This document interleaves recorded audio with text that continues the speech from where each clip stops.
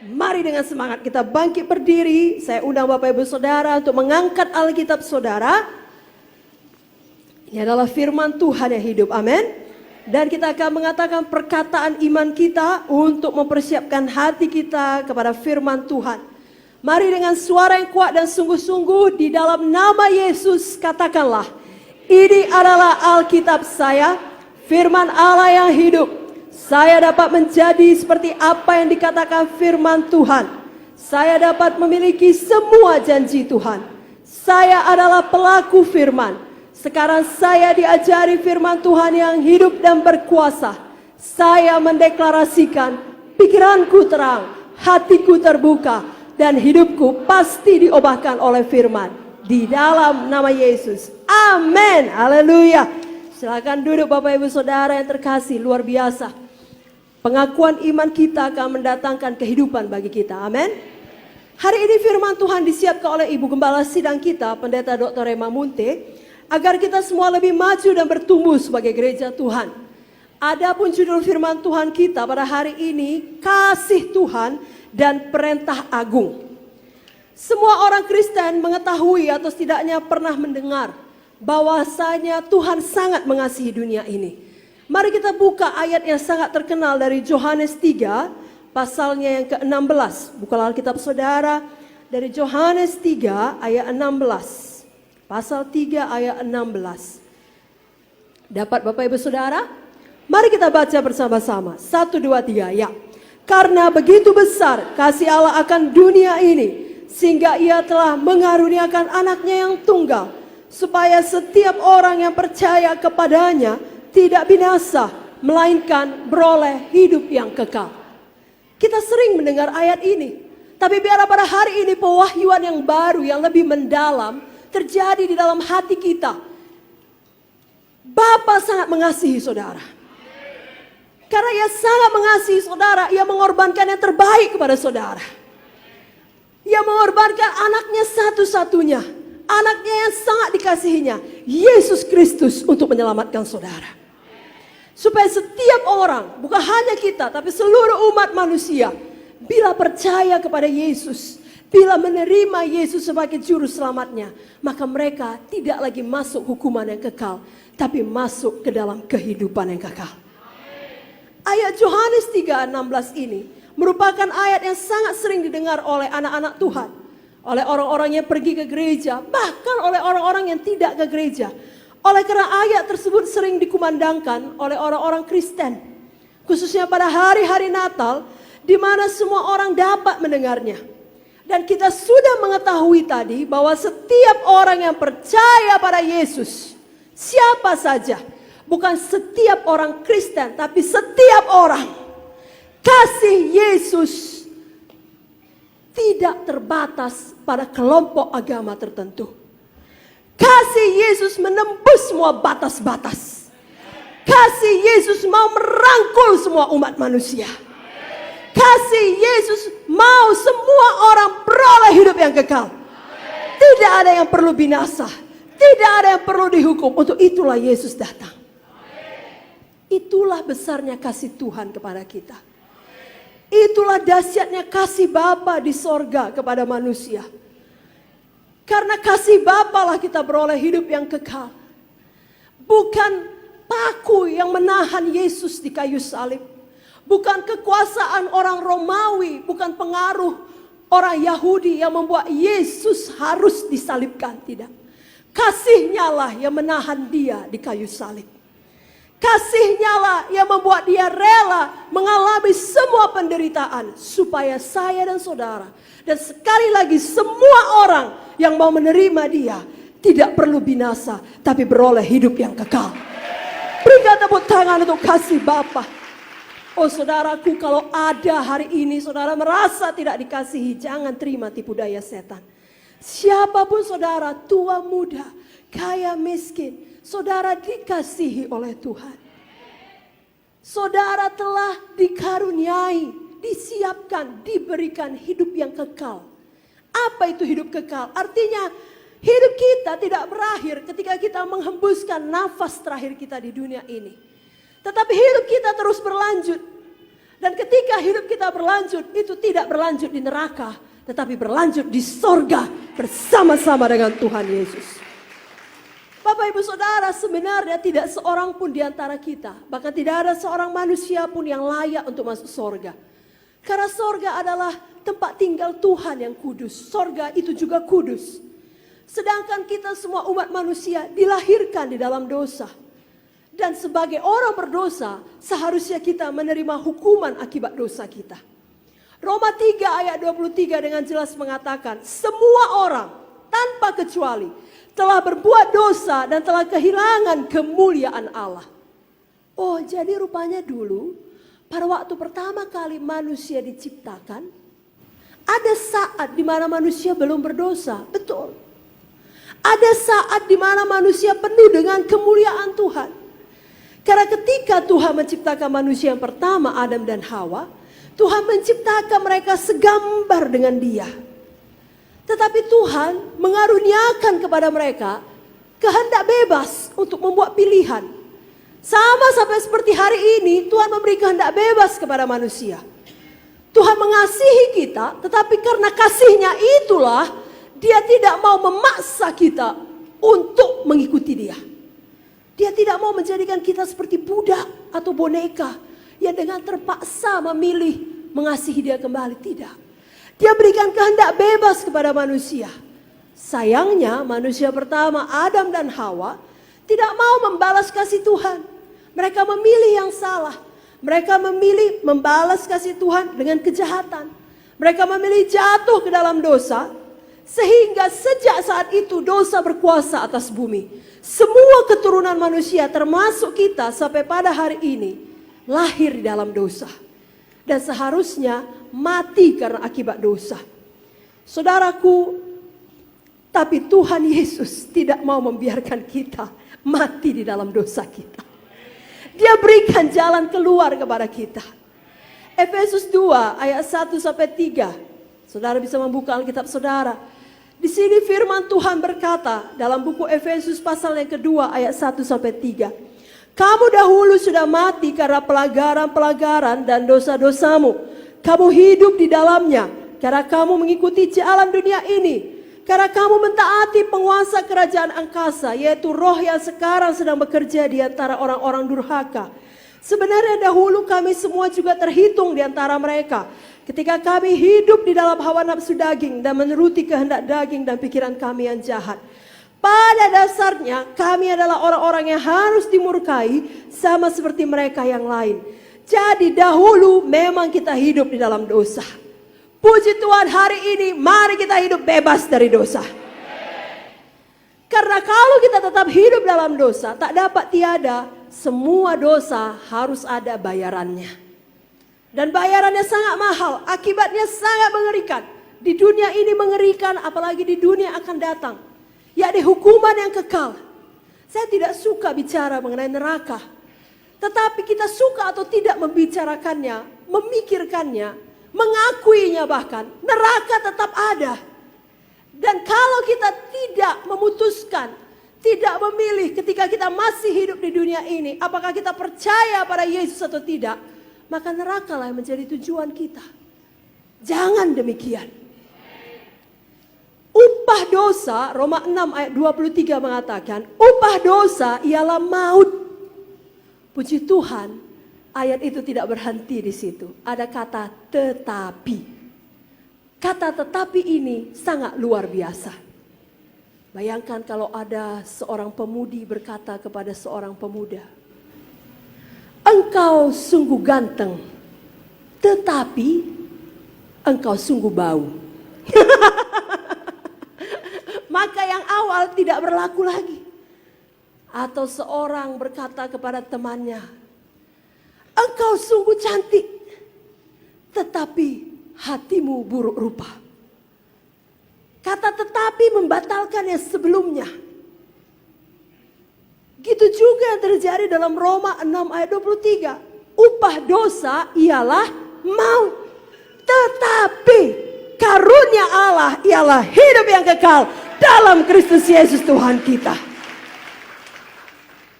Jadi kita tidak perlu menerima upah dosa lagi.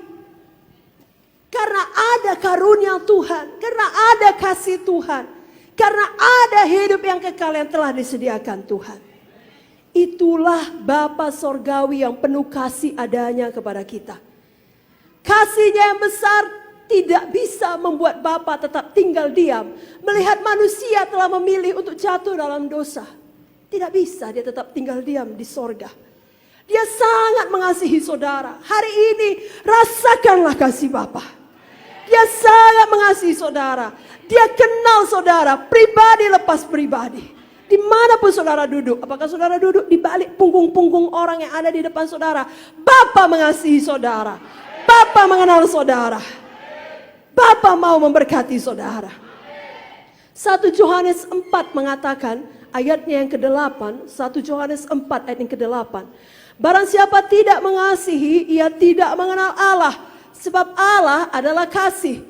Kita telah mengenal dan telah percaya, ayat yang ke-16, 1 Yohanes 4 ayat 16, kita lompat langsung dari ayat 8. Kita telah mengenal dan telah percaya akan kasih Allah kepada kita. Katakan amin. Allah adalah kasih. Dan barang siapa tetap berada di dalam kasih, ia tetap berada di dalam Allah dan Allah di dalam dia. Mari katakan, saya ada di dalam kasih. Bapa di dalam saya. Saya di dalam Bapa. Saya terima kasih Bapa. Amin. Saudaraku, mari kita sadari betapa besarnya kasih Bapa bagi kita. Apakah yang diberikan Bapa di sorga yang begitu mengasihi kita manusia yang berdosa? Ada banyak buktinya Bapa mengasihi kita. Hari ini kita belajar 2 atau 3 perkara saja yang paling penting, yang paling signifikan. Yang pertama, Bapa di sorga memberikan anaknya yang tunggal. Seperti ayat Yohanes 3 ayat 16 tadi. Dia memberikan anaknya yang kekasih, Yesus Kristus, sebagai penebus kita. Sebagai penebus semua umat manusia. Bapa di sorga menyediakan jalan keluar bagi dosa kita. Jauh sebelum kita bertobat dari dosa tersebut. Bapa di sorga menyediakan jalan keluar bagi seluruh umat manusia dari hukuman yang menanti dia. 1 Yohanes 3 ayat 16 mengatakan, demikianlah kita ketahui kasih Kristus, bahwa ia telah menyerahkan nyawanya untuk kita. Jadi kita pun wajib menyerahkan nyawa kita untuk saudara-saudaranya, untuk saudara-saudara kita. Mengapa Tuhan Yesus menyerahkan nyawanya? Mengapa Tuhan Yesus harus menjadi penebus manusia? Karena tidak seorang pun manusia dapat menebus dirinya sendiri. Tidak seorang pun di antara kita dapat menyelamatkan diri kita sendiri. Oleh karena kita sendiri telah mati secara rohani. Saudaraku, tentu saudara setuju, orang mati tidak dapat membangkitkan orang mati lainnya. Jangankan orang mati lainnya, orang mati tidak dapat membangkitkan dirinya sendiri. Perlu kuasa ilahi untuk membangkitkan orang yang sudah mati. Sebabnya buku Roma mengatakan Kristus bangkit dari kematian oleh kuasa Roh Kudus. Dan itu jugalah kuasa yang sama yang membangkitkan tubuh-tubuh kita yang fana. Jadi perlu kuasa ilahi, kuasa roh. Firman Tuhan mengatakan apa yang dilahirkan dari daging adalah daging. Tetapi apa yang dilahirkan dari roh adalah roh. Dan itulah yang dikatakan Tuhan kepada Nikodemus. Di dalam buku Yohanes 3, engkau harus dilahirkan kembali. Engkau harus dilahirkan dari air dan roh. Engkau harus dilahirkan dari roh. Yohanes 3 ayat 3 dikatakan, Yesus menjawab katanya, aku berkata kepadamu, sesungguhnya jika seseorang tidak dilahirkan kembali, ia tidak dapat melihat kerajaan Allah. Kita harus lahirkan kembali. Kita harus lahir baru oleh kuasa Roh Kudus. Dengan cara kita percaya kepada Yesus Kristus. Saudaraku, Tuhan Yesus memang harus jadi penebus manusia. Karena kita manusia tidak dapat menebus orang lain untuk menghapus dosa-dosanya. Karena kita sendiri pun orang berdosa. Roma 3 ayat 23 tadi mengatakan semua orang telah berdosa. Dan telah kehilangan kemuliaan Tuhan. Itu sebabnya Bapa mengutus anaknya yang tunggal. Yang tidak bercacat celah. Yang tidak pernah berdosa. Tuhan Yesus turun ke dunia. Menjadi ganti kita. Betapa indahnya itu. Saudara yang harusnya di penjara misalnya di dunia ini. Tapi ada orang berkata, jangan, biarkan dia bebas. Aku saja penjara. Kita yang harusnya masuk dalam hukuman kekal. Yesus berkata, jangan. Aku yang membayarnya. Aku akan menebusnya. Dan Tuhan Yesus betul-betul turun ke dunia. Dia mengangkat dosa kita. Dia menderita. Dia dihukum. Dia berbilur-bilur, darahnya tercurah, dia disalibkan. Supaya apa? Supaya semua hutang dosa kita lunas, dosa kita yang dahulu, dosa kita yang sekarang, bahkan dosa kita yang akan datang. Lunas dibayar oleh Tuhan Yesus. Jangan mau lagi hidup dalam dosa. Karena dengan harga yang sangat mahal, Tuhan membayar kita untuk membebaskan kita dari situ. 2 Korintus 5 ayat 21 mengatakan, dia yang tidak mengenal dosa telah dibuatnya menjadi dosa karena kita, supaya di dalam dia, supaya di dalam Yesus kita dibenarkan oleh Allah. Betapapun besarnya dosa kita Bapak Ibu Saudara, semua disucikan oleh darah Yesus. Oh, darah Yesus sangat berkuasa. Darah Yesus tidak akan pernah kehilangan kuasanya. Kalau dalam buku perjanjian lama sekalipun, lambang dari darah Yesus yakni darah anak domba. Ketika orang Mesir keluar, orang Israel keluar dari perbudakan Mesir. Ketika mereka ada di sana tulah yang ke-10, Tuhan akan membunuh setiap anak sulung Mesir. Tetapi siapa saja yang menaruh darah anak domba di pintu jenang pintu, maka malaikat maut akan melalui tempat itu. Tidak ada kematian di rumah itu. Begitulah berkuasanya darah anak domba. Itu masih di perjanjian lama, lambang darah Yesus. Sekarang darah Yesus sudah benar-benar tercurah. Darah Yesus melindungi saudara. Darah Yesus menyucikan saudara. Darah Yesus ada di dalam setiap aspek hidup saudara. Mohon darah Yesus tiap-tiap hari. Mohon darah Yesus menyucikan saudara. Dan jangan mau didakwa, dituduh oleh setan lagi. Oh, kau masih berdosa di hadapan Tuhan. Tuhan marah kepadamu. Bapa di sorga tidak menyukaimu. Salah besar. Amarah murka Bapa sudah ditumpahkan pada Yesus di kayu salib. Bapa tidak marah kepada saudara. Bapa memanggil saudara dengan kasih-Nya untuk menerima pengampunan atas semua dosa kita dan disucikan oleh darah Yesus. Berikan tepuk tangan bagi Tuhan Yesus. Janganlah kita pernah lupa ini. Saya bacakan ayatnya dari Yesaya 1 ayat 18. Yesaya 1 ayat 18. Marilah, baiklah kita berperkara firman Tuhan. Sekalipun dosamu merah seperti kirmizi akan menjadi putih seperti salju. Katakan haleluya. Luar biasa bukan? Bagaimana mungkin warna merah bisa jadi putih? Oleh karena darah Yesus. Sekalipun berwarna merah seperti kain kesumba, akan menjadi putih seperti bulu domba. Adakah hari ini saudara berpikir dosa saudara terlalu besar? Banyak hal telah saya lakukan. Saya tidak layak lagi menerima pengampunan. Atau mungkin ada saudara yang mendengar siaran ini berpikir, saya adalah seorang penjahat. Saya tidak layak menerima kasih. Saudaraku, itu semua tidak benar. Tuhan Yesus sangat mengasihi saudara. Dia sudah mati bagi saudara. Bapa di sorga sangat mengasihi saudara. Percayalah kepada kasih Bapa. Terimalah kasih Bapa. Dia sudah menyediakan penebus bagi kita. Jangan tolak kasih Bapa. Mari saudaraku, Bapak Ibu Saudara, mari sama-sama kita katakan, saya terima kasih Bapa dalam hidup saya. Saya terima Tuhan Yesus sebagai penebus dosa saya. Saya tidak akan lupakan kasih Bapa setiap hari. Mari angkat tangan saudara, katakan, saya terima darah Yesus. Menyucikan semua dosa saya. Berikan tepuk tangan bagi Tuhan Yesus. Amin. Jadi kalau sudah disucikan, jangan ingat-ingat lagi. Ada amin? Apalagi bukti kasih Bapa kepada kita. Kalau yang pertama tadi dia menyediakan anaknya yang tunggal menjadi penebus kita. Yang kedua, Bapa di sorga mengangkat kita menjadi anak-anaknya. Tuhan memberikan hak kepada kita menjadi anak-anaknya. Betapa luar biasa itu. Saya bacakan Yohanes 1 ayat 12. Tetapi semua orang yang menerimanya diberinya kuasa supaya menjadi anak-anak Allah, yaitu mereka yang percaya dalam namanya. 1 Yohanes 3 ayat 1. Lihatlah betapa besarnya kasih yang dikaruniakan Bapa kepada kita, sehingga kita disebut anak-anak Allah. Dan memang kita adalah anak-anak Allah. Mari katakan, saya adalah anak-anak Tuhan. Saya adalah anak Bapa Sorgawi. Amin. Ini adalah kodrat Tuhan yang adalah kasih adanya. Kenapa?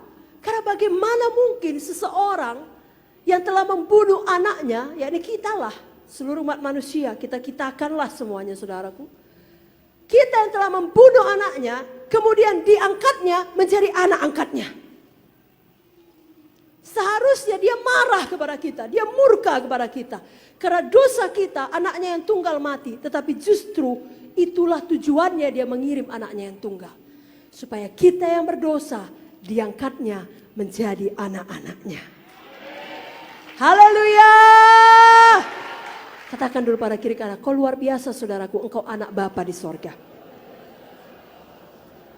Anak Bapa di sorga, katakan amin. Saudaraku, biasanya kalau ada orang-orang yang mau mengadopsi ya, atau mengangkat anak ke dalam keluarganya, dia akan pergi ke rumah adopsi, ya, rumah yang memiliki anak-anak untuk dipilih menjadi anak angkatnya. Sebagai seorang manusia biasa, tentunya pasangan itu atau mereka itu atau dia itu akan memilih anak-anak yang dilihatnya baik, yang dilihatnya mendatangkan keuntungan bagi dia, yang dilihatnya kelak kalau nanti besar setelah diurus juga kelak akan memelihara dia di hari tuanya. Tentunya dia tidak akan memilih anak yang paling buruk, anak yang paling jahat, tidak. Orang tua normal manapun yang mau mengadopsi anak, dia akan pilih yang baik. Tetapi kasih Bapa melampaui semua itu. Dia tidak main pilih-pilih kasih kepada kita. Dia mengasihi kita semua. Dia menyelamatkan kita semua. Sekali lagi, Bapa mengasihi kita bahkan ketika kita masih belum bertobat. Ketika kita masih berdosa. Roma 5 ayat 8 mengatakannya, akan tetapi Allah menunjukkan kasih-Nya kepada kita oleh karena Kristus telah mati untuk kita ketika kita masih berdosa. Ini adalah kasih Bapa yang besar kepada kita. Dan ada juga satu cerita kasih yang kiranya bisa menjamah hati saudara mengenai seorang pendeta di Korea. Dia hidup dan mempunyai seorang anak. Anak ini tumbuh besar, seorang pemuda yang baik, yang dididiknya kelak untuk menjadi pendeta juga seperti dia. Tapi dalam satu kerusuhan, satu riot, ya terjadi tembak menembak, dan anak ini dibunuh oleh orang jahat, mati mengenaskan. Hancur hati pendeta ini. Ya, sangat pecah hatinya. Anaknya satu-satunya, anak lelaki pula, mati dengan sadis.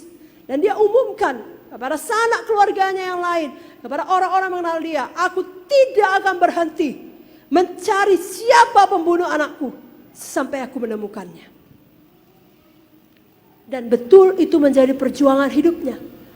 Tidak ada yang lain dilakukannya kecuali mencari tahu, mencari informasi dari hari ke hari di mana pembunuh anaknya ini. Dan suatu hari dia berhasil menemukan di mana pembunuh anaknya dan menemui dia tepat di saat pembunuh itu sedang tidak berdaya.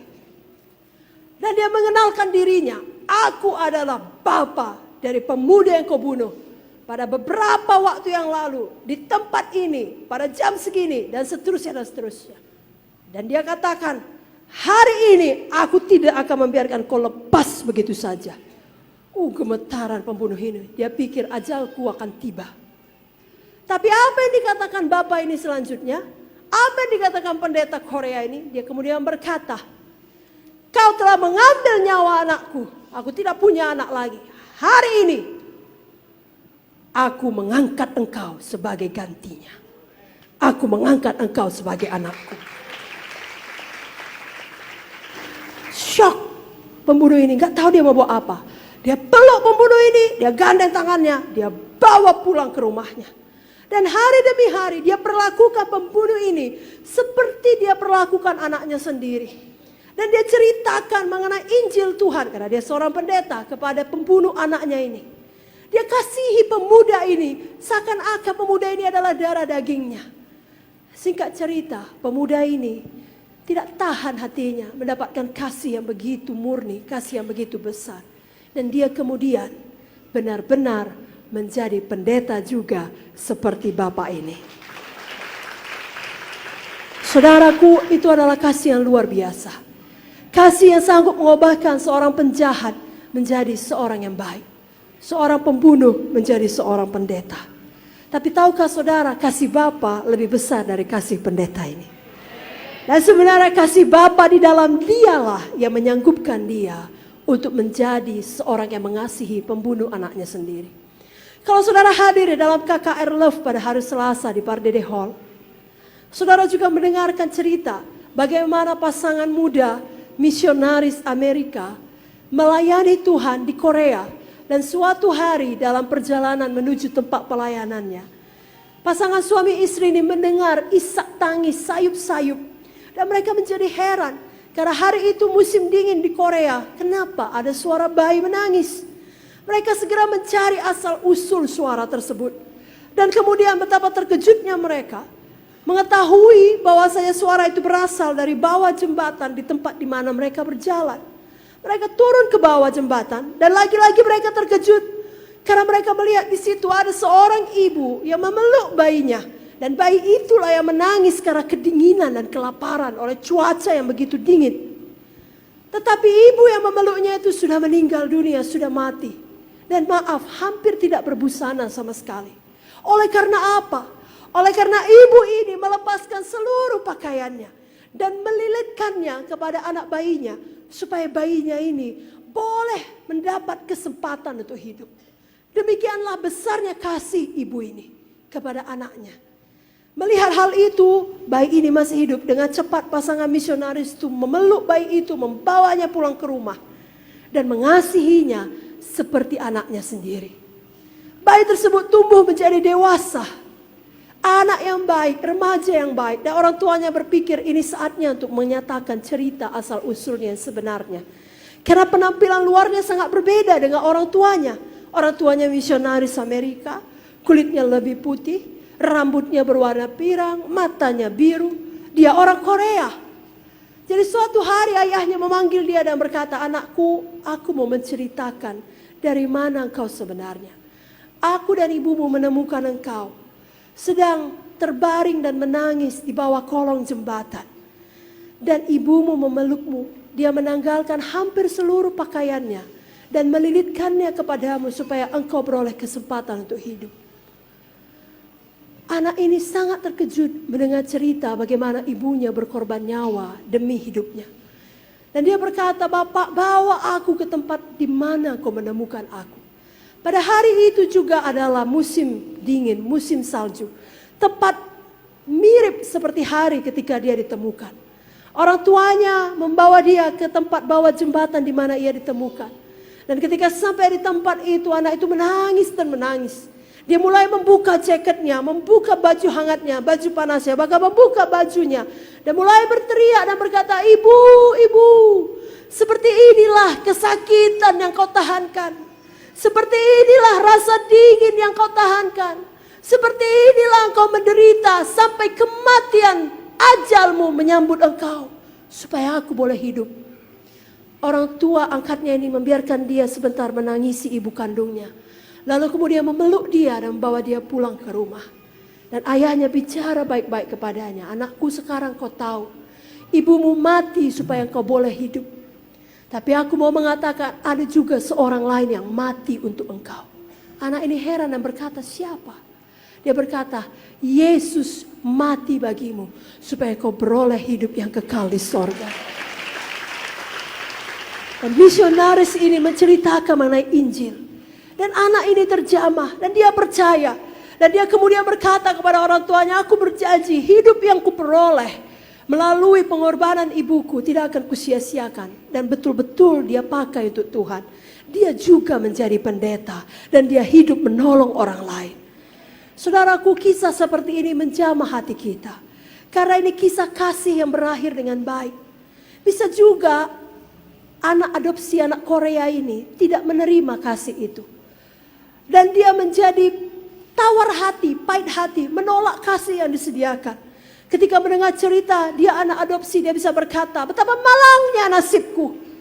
Dari sekian banyak orang di dunia, aku yang mengalami kematian, ditinggalkan oleh ibuku sejak masih bayi.